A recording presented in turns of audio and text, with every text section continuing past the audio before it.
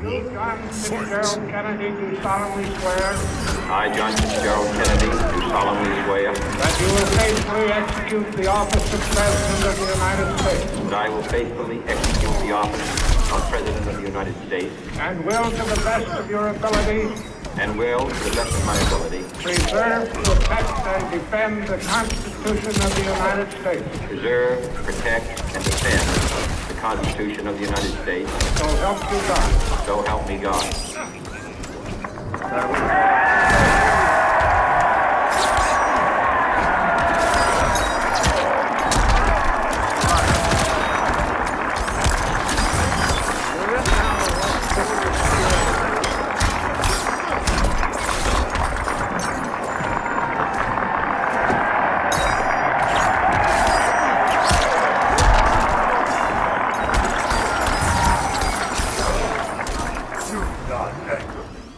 Vice President Johnson, Mr. Speaker, Round two. Mr. Chief Justice, President Eisenhower, Vice President Nixon, President Truman, Reverend clergy, fellow citizens.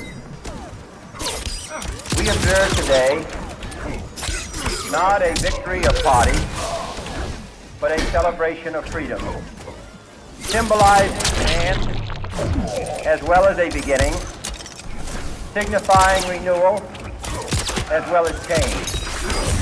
For I have sworn before you and Almighty God the same solemn oath our forebears prescribed nearly a century and 3/4 ago. The world is very different now, for man holds in his mortal hands the power to abolish all forms of human poverty and all forms of human life.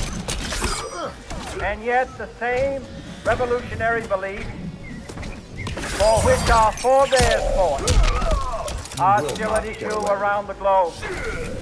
The belief that the rights of man come not from the generosity of the state, but from the hand of God.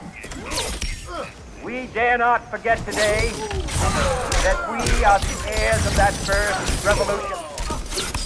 Let the word go forth from this time and place to friend and foe alike that the torch has been passed to a new generation of Americans born in this century, tempered by war, disciplined by a hard and bitter peace, proud of our ancient heritage, and unwilling to witness or permit the slow undoing of those human rights to which this nation has always been committed and to which we are committed today at home and around the world.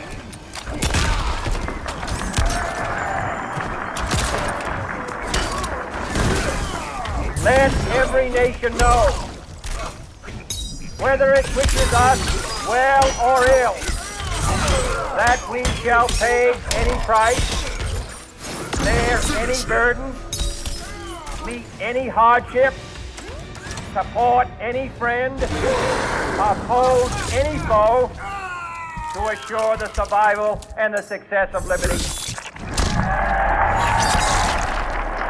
Fatality. Scorpion. This much we pledge and more.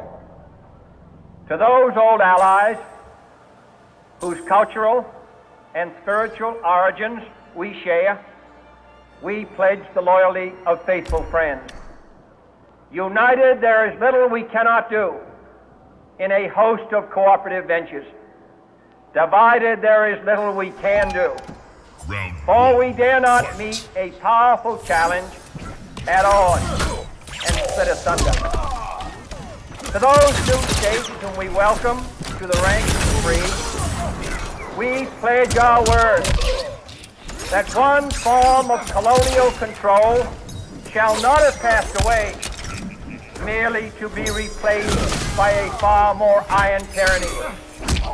We shall not always expect to find them supporting our view, but we shall always hope to find them strongly supporting their own freedom, and to remember that in the past, those who foolishly sought power by riding the back of the tiger ended up inside.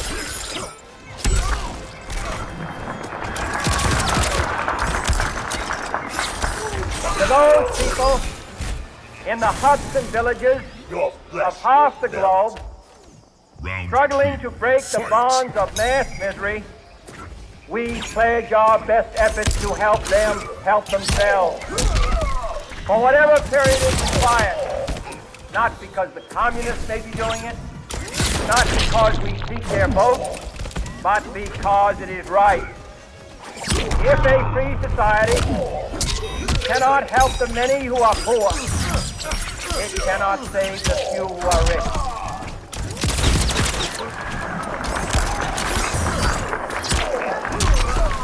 To our sister republics, south of our border, we offer a special pledge to convert our good words into good deeds. In a new alliance for progress, to assist free men and free governments in casting off the chains of poverty. But this peaceful revolution of hope cannot become the prey of hostile powers. Let all our neighbors know that we shall join with them to oppose aggression or subversion anywhere in the Americas. And let every other power know that this hemisphere intends to remain the master of its own house.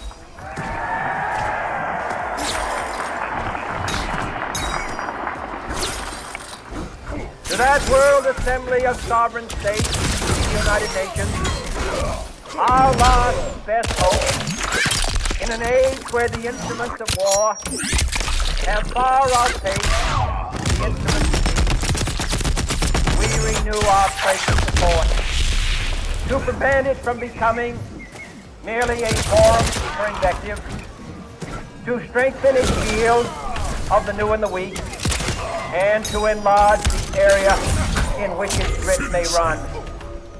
Finally, to those nations who would make themselves our adversary, we offer not a pledge, but a request. You are that under both arrest, sides dirtbag. begin anew the quest for peace.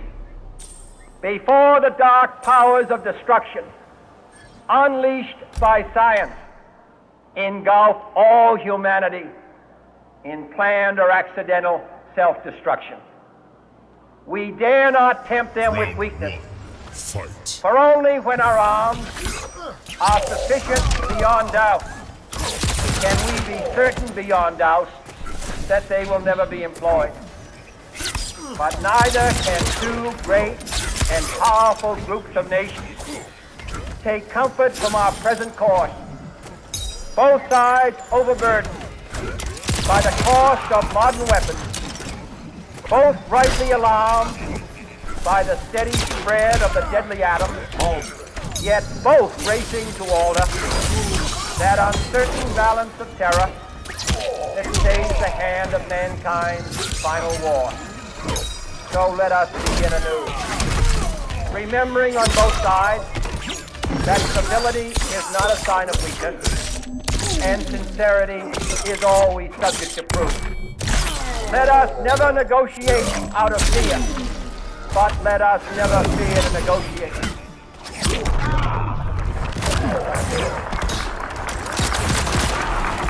Stop. Let both sides explore what problems unite us, instead of belaboring those problems which divide us. Let both sides, for the first time, formulate serious and precise proposals for the inspection and control of arms, and bring the absolute power to destroy other nations under the absolute control of all nations.